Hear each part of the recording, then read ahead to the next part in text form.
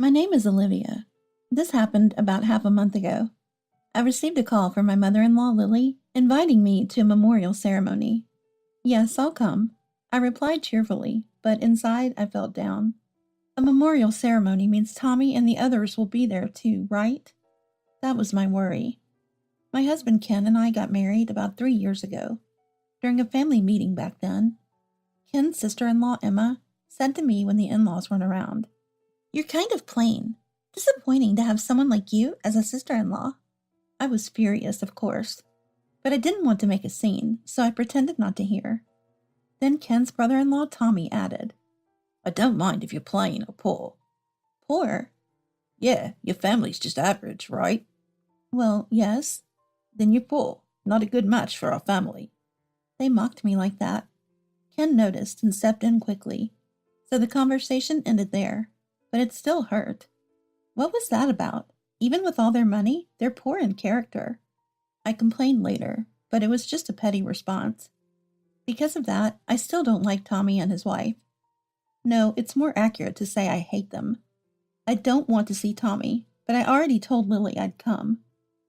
Regretting, I went to the in-laws' house for the memorial ceremony.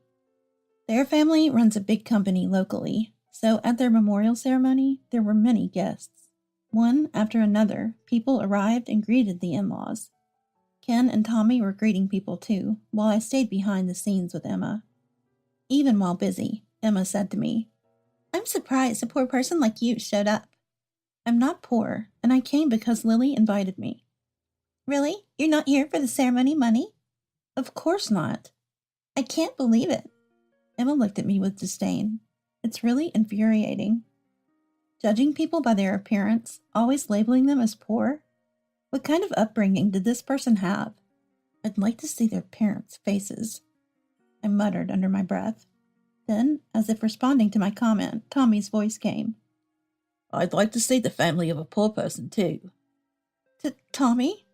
"You must have a plain face like yours, right?" Tommy said, and I clammed up. Seeing me silent, Tommy gloated. "From now on, can you not show your face around us?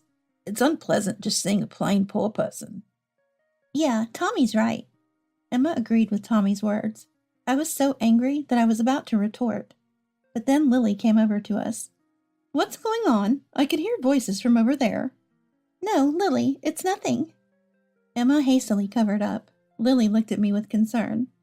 "Olivia, you don't look well. Are you okay?" "Oh yes, I'm just a little tired." "So, we were about to have dinner," Lily said, and then Tommy exaggeratedly interrupted. No, Mom." "What's the matter, Tommy?" "Ken and Olivia are going home now." Going home?" Lily turned to me. Of course I had no recollection of saying such a thing. So they're telling us to leave. I realized immediately, but I wasn't sure how to respond. As I hesitated, Ken approached. "Sorry, but we have an early start tomorrow." "Is that so, Ken?"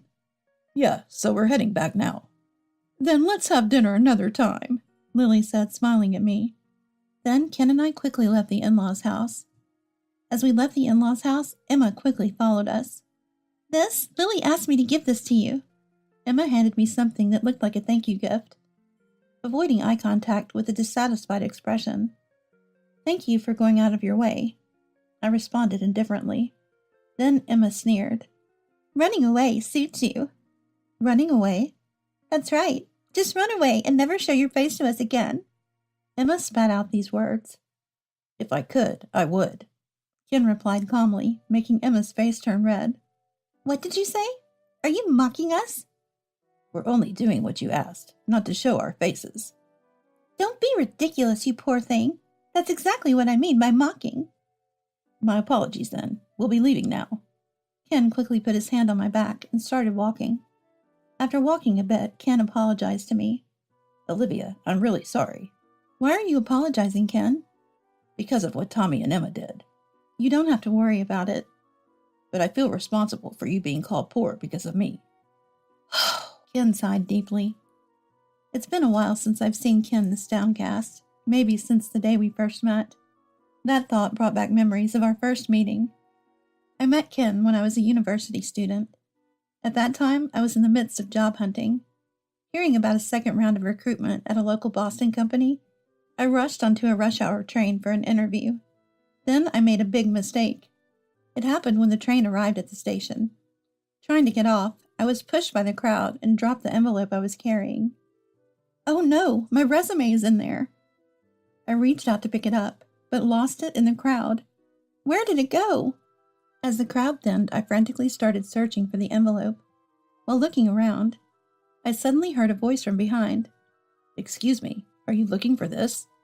I turned around to see a man holding the envelope containing my resume. That's it! I lunged for the envelope, but it was wrinkled and had footprints on it. No, my resume is inside. They won't read it now, it's ruined. Just as I thought that, the man who picked up the envelope said, What's inside? Oh, it's my resume. I was going for an interview, but it's okay now. Sorry I stepped on it. No, it's my fault for dropping it.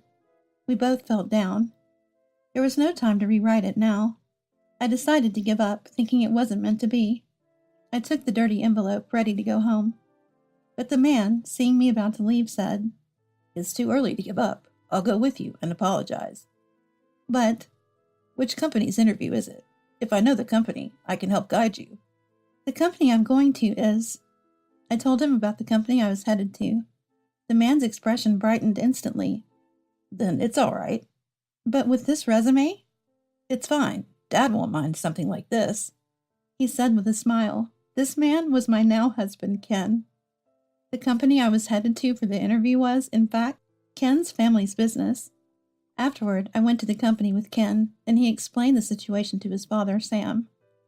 I managed to have the interview successfully and got the job. Ken was kind to me after I joined the company, and we started dating. That leads to us getting married about 3 years ago. Thinking back, he was even more upset than me at that time. Remembering all this, I couldn't help but smile. Ken, unaware of my thoughts, continued with a downcast expression. It's my fault, isn't it? I left the company a year ago. What do you mean? Remember, I left Dad's company a year ago. That's why Tommy and the others are acting up. I'm really sorry. Ken apologized, looking guilty. Tommy and the others had been mocking me since we first met, but their taunts were directed only at me. Ken never received any bad remarks before. But that changed a year ago, with his resignation. Ken, having graduated from university, worked at Sam's company. He was one of the heirs apparent, holding a fairly high position. Then, one day a year ago, Ken came home from work and said to me, Olivia, I quit my job. Why? I was obviously shocked. With a normal company, there could be various reasons, like downsizing due to poor performance. But Ken worked at Sam's company. Even if he had made a mistake, it's hard to imagine him being fired on the spot. It's more likely that people would have tried to downplay the issue. Yet without any warning, Ken quit. Confused, I asked him again, Why did you quit? There were various things. Tommy or Sam? No, well, it's a bit. Ken hesitated. It seemed like a difficult topic for him to bring up. Then it can't be helped. I sighed. Then I told Ken. Got it. Do you have another job lined up? Olivia, aren't you angry? Why would I be? Your husband just quit his job on his own. Normally, this is where divorce comes up. What? What are you talking about? Well, because there'll be no salary. Listen, I didn't marry money. I married you. Do you understand? Yeah. Money's important, but it's not everything, right? That's true, but... Let's take this opportunity to show Tommy and the others that we can be happy without money. After I said that, Ken suddenly looked down. With tears in his eyes, he kept his head bowed. Sorry, Olivia, and thank you. All right, then starting tomorrow, we'll work hard on living frugally. Thus, Ken left Sam's company. Afterward, he switched to a cleaning company that had a contract with Sam's company. It was owned by an acquaintance of Sam's, but that was it. Ken's salary was typical for a mid-career hire, and his work was the same as other employees. It involved dirty jobs and overtime. It must have been tough for Ken, who was used to intellectual work. Still, he never complained and kept working. Of course, I did everything I could, too. I started part-time at a grocery store and suggested moving to a cheaper apartment. I focused on cooking economical meals and avoided luxury items. We tried our best to live happily on a small income, but Tommy didn't care about that. Seeing our reduced income, he mocked Ken like this. Dragged down by a poor person. Now you're officially a poor couple. Congratulations. Moreover, Emma said to me, You moved to a moldy apartment, right? It's not moldy. You don't have to pretend. I'll give you a housewarming gift. A housewarming gift? Yes, this. Emma handed me insecticide and disinfectant wipes. Seeing my grimace, Emma said, You'll need a lot of these, right? Your old apartment must be full of pests. Thank you. I responded with sarcasm, but Emma just smiled maliciously. No need to thank me. It's the richest duty to give to the poor. I see. I could only respond coldly. So Tommy and Emma began to belittle not only me, but also Ken. But I might be reaching my limit. I sighed. Then Ken gently hugged me. I've caused you so much trouble, Olivia. From now on, I'll go to my parents' house alone. It's okay. No, you don't have to go. But if I don't, Lily will... It's fine. I'll say you're not feeling well or something. I'll make excuses. Okay, thank you, Ken. After this conversation, I decided that the memorial ceremony at the in-laws' house would be my last visit. However, the decision to avoid the in-laws' house was something Ken and I made together. The in-laws knew nothing about it, so they kept inviting us over. But each time I made excuses not to attend. It seemed like the in-laws were worried about me, but there was nothing I could do. Meanwhile, Tommy and Emma were gloating. They bragged to employees and acquaintances that the house and company were now theirs. It was frustrating, to say the least. Still, I didn't have the right to correct them. Even when I heard such stories from people at Sam's company, all I could do was let them pass by. Then one day, I got a call from Lily after a long time. Olivia, how's your health? Oh, well. Having used health issues as an excuse to stay away from the in-laws' house, I could only give a vague response. Sensing my situation, Lily hesitantly asked, Actually, we're planning a family trip. A family trip? The husband got invited by a luxury hotel. They said, please come with your family. I thought about how different it is for wealthy families when Lily continued with concern. So I thought it would be good for you, Olivia, and I booked for the whole family. For me? You haven't been coming to the house recently because you've been feeling unwell. I thought you could relax there. They even have a pool. I was moved to tears by Lily's thoughtfulness. Moreover, Lily shared a secret episode with me. Hearing that, I'll go, I immediately said. But after hanging up, I felt a bit of regret. I might cause trouble with Tommy and Emma and inconvenience the in-laws. The thought made me hesitant. Still, having committed to going, I had to be prepared. When Ken came home, I told him the situation, and we decided to go on the family trip. On the day of the trip, as we arrived at the meeting point at the station, Tommy and Emma were already waiting. Emma spotted us and approached briskly. Why did you come, you poor thing? As a son's wife and an outsider? Could you not act like you're part of the family? If I, as a son's wife, am not family, then Emma, you also are a son's wife, so you are not either, right? What? I'm the wife of the eldest son. I'm the family who'll bear the important heir. Her self-serving logic was exasperating. While this was happening, Lily and Sam arrived. Lily immediately came over to me. It's been a while, Olivia. It has been. Nice to see you. I'm glad you're looking well. Enjoy the trip. I will. I glanced at Emma, who seemed quite frustrated, internally saying, serves you right, to myself. I followed Lily towards Sam. We then took a train to a high-end hotel in a famous tourist area. As we walked through a street lined with souvenir shops, Lily said, There's a store my husband and I want to visit. Could you go ahead to the hotel? Sure, I can take care of your bags. Emma volunteered like a child. Oh, thank you. Then I'll leave it to you. Lily said this and went off somewhere with Sam. As soon as the in-laws were out of sight, Emma started complaining to me. Can't you just go back even now? Why should I? Because I don't want to travel with a poor person. We can't go back now. Everything is already booked.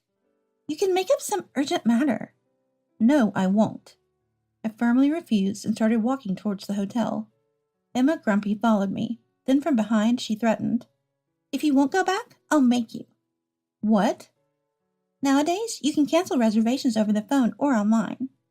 Emma took out her mobile phone. "Please stop." I grabbed her arm. At that moment, Tommy's loud voice echoed around us. "So desperate to stay at a luxury hotel, huh? You poor thing." Turning around, Tommy stood with his arms crossed, glaring at Ken and me. "Tommy, cut it out. I'm getting angry, too," Ken retorted sternly. But Tommy unfazed. "I get why a poor person wants to stay at a luxury hotel, but you're just a nuisance to the family. You get that, right?" "I don't understand you at all, Tommy." "Enough. Have you lost your mind along with your money, Tommy?" Tommy pointed at Ken. I had reached my breaking point. Furious, I approached Tommy without holding back. "Always going on about being poor. What do you want to say? The value of money is different for everyone." "Huh. A poor person like you talking about the value of money? Poor people should just stay quiet." "Shut up. No matter how much money you have, it's worthless if your character is this bad." "What? Are you saying I have a bad character?" "Oh, didn't you realize? You're incredibly spiteful." "Just shut up and listen." Tommy tried to grab me. At that moment, Ken stepped in between us. He grabbed Tommy's arm and said, "If you dislike us so much, why don't you just cut ties?" "That's right, I'll throw you out," Tommy shouted, just as Lily's voice came from behind. "The one leaving is you, Tommy." Mom." Tommy turned around in a panic. He quickly straightened his clothes and approached Lily. Mom, I didn't do anything." "Didn't do anything? I know everything." Lily scolded Tommy. Emma, looking flustered, joined in. "It's not like that, Lily. It's Olivia who—" "How shameful. You really don't know anything." Don't know anything?" Tommy and Emma looked puzzled. In front of them, Lily started to recount the episode she had told me. It was a story from just over a year ago. Ken, who was working at Sam's company at the time, was heading to a client. Normally, he would use a company car for such trips. But that day, all the cars were in use. So Ken took the train to the client. Getting off at the station near the client's office, Ken found a young boy about elementary school age, looking around the platform, clearly searching for something. Ken saw himself in that boy, reminiscent of when we first met. So he approached the boy. "What's wrong, kid?" "I dropped my wallet." The boy explained that he lived in Portland. His parents were busy with work and hardly had time to go out with him, so he decided to visit his relative's house alone. He had his parents' permission, but soon realized he'd lost his wallet. "So you were looking for your wallet?" "Yeah, I can't get home without it." The boy looked close to tears, but where he lost the wallet was unknown. Ken, feeling sorry for the boy, gave him a few $10 bills. "Use this to get to your relatives. You can borrow the fare for the return trip." "Really?" "Of course, and remember to report your lost wallet to the station staff." "Got it." Ken was about to rush to his appointment, but then the boy stopped him. Ken thought the boy wanted to return the money. "I'm in a hurry. You don't need to give it back," Ken said. But the boy said, "To me, a few tens may not seem much, but to you, it might be worth more, right?" At first, Ken didn't understand what he meant. As he listened more, he realized the boy's point. To the receiver, the money is just its face value, but for the giver, it's earned with the support of family and friends. Therefore, having money means that you have that much support. Thus, giving money carelessly to a stranger, especially a child, isn't right. The boy shared these thoughts, not necessarily correct. But Ken was moved by the education the boy received about the value of money. He followed the boy's wishes. Eventually, the boy, insisting on returning the money, took Ken to his relative's house. There, the relatives thanked Ken and returned the money. By then, Ken was late for his appointment. The client was understanding, but someone didn't accept this. The person who didn't accept this was Tommy. Without listening to any reasons, he said, "Unacceptable. Tardiness is tardiness. Take responsibility." "All right, Tommy, I'll resign." And so Ken left the company.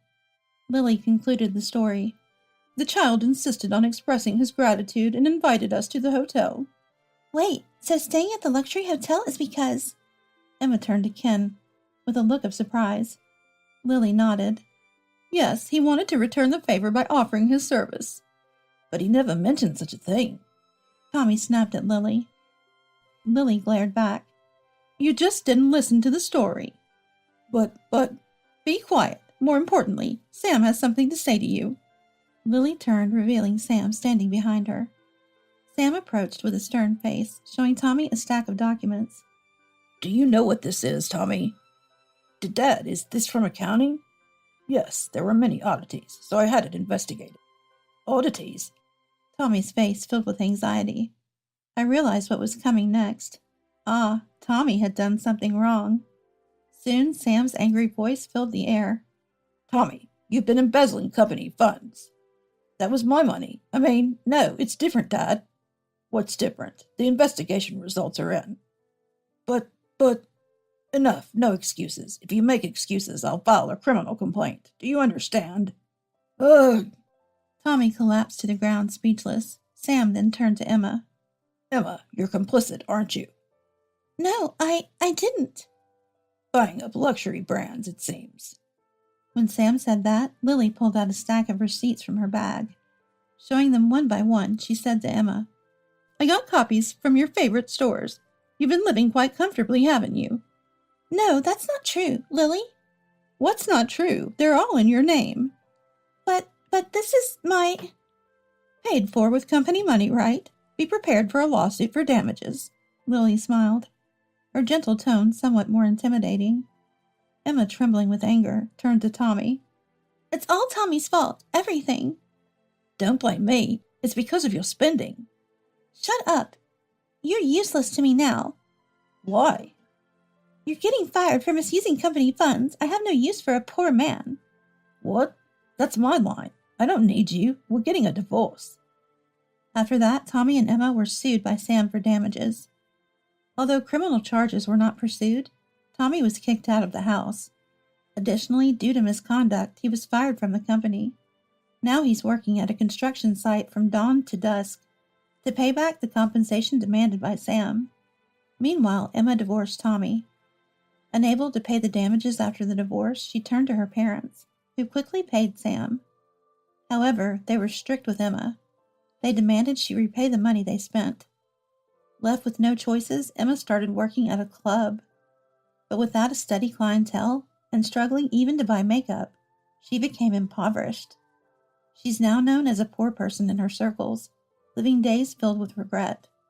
As for Ken, he reunited with the child at the luxury hotel. When we greeted him, the boy thanked his parents for raising him to be praiseworthy. He's now striving to take over the family business as a way of giving back. He encouraged Ken to keep striving too. Hearing this, Ken nodded firmly. Later, persuaded by Sam, Kim rejoined Sam's company. He's now working hard to be Sam's successor.